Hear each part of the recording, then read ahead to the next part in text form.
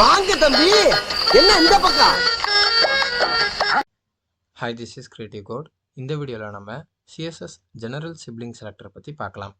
Last வீடியோவில் CSS Adjacent Sibling Selector use பண்ணி எப்படி எலமெண்ட்டுக்கு அடுத்து இருக்கிற சிப்ளிங் எலமெண்ட்டை செலக்ட் பண்ணுறதுன்ட்டு பார்த்தோம். இந்த ஜெனரல் சிப்ளிங் செலக்டரும் சேம் அட்ஜசன்ட் சிப்ளிங் செலக்டர் மாதிரி தான். ஆனால் CSS Adjacent Sibling Selector எலமெண்ட்டுக்கு அடுத்து இருக்கிற எலமெண்ட்டை மட்டும்தான் செலக்ட் பண்ணும். ஃபார் எக்ஸாம்பிள், இந்த பென்டோக்கு அடுத்து இருக்கிற இந்த பிக்கில் மட்டும்தான் அட்ஜசன்ட் சிப்ளிங் செலக்டர் வந்து செலக்ட் பண்ணும். பட் இந்த ஜெனரல் சிப்ளிங் செலக்டர் என்ன பண்ணுன்னா, எலமெண்ட்டுக்கு அடுத்து இருக்கிற எல்லா எலமெண்ட்டையும் வந்துட்டு செலக்ட் பண்ணுறதுக்கு யூஸ் ஆகும். அண்ட் இதோட சின்டாக்ஸ் பார்த்தீங்கன்னா A tilde B.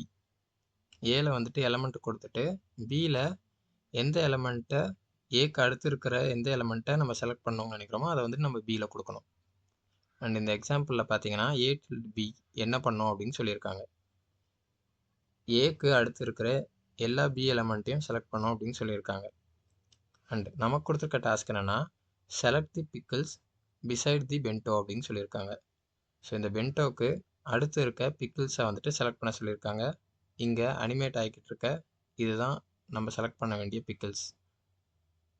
ஸோ நமக்கு சின்டாக்ஸ் தெரியும், A tilde B.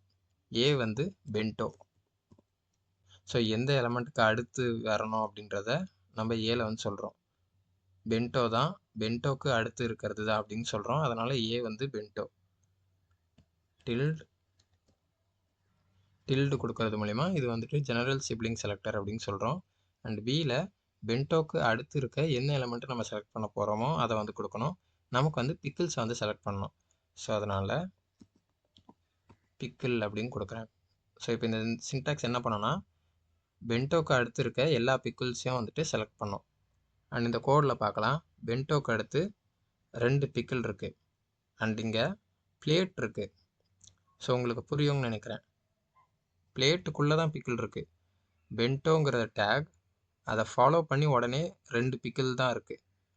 3வது எலிமெண்ட் வந்து பிளேட்டுக்குள்ளே பிக்கிள் இருக்குது. ஸோ இது வந்துட்டு அந்த கணக்கில் வராது. பென்டோக்கு அடுத்து இருக்க பிக்கிளில் இது வராது. ஏன்னா பென்டோக்கு அடுத்து 2 பிக்கிள் இருக்குது, அதுக்கப்புறம் பிளேட்டுக்குள்ளே பிக்கிள் இருக்குது. டைரெக்டாக பிக்கிள் இல்லாமல் பிளேட்டுக்குள்ளே இருக்கிறதால இந்த பிக்கிள்லாம் வந்துட்டு செலக்ட் ஆகாது. ஸோ இப்போ உங்களுக்கு புரிஞ்சுக்கணும்னு நினைக்கிறேன். பென்டோக்கு அடுத்து 2 பிக்கிள் தான் இருக்குது, மிச்சம் 2 பிக்கிள்ஸும் பிளேட்டுக்குள்ளே இருக்குது. அதனால தான் பென்டோக்கு அடுத்து இருக்க இந்த 2 எலமெண்ட்டும் வந்துட்டு நம்ம செலக்ட் பண்ணும்போது செலக்ட் ஆகும். ஸோ இப்போ என்டர் கொடுக்குறேன், செலக்ட் ஆகிடுச்சு.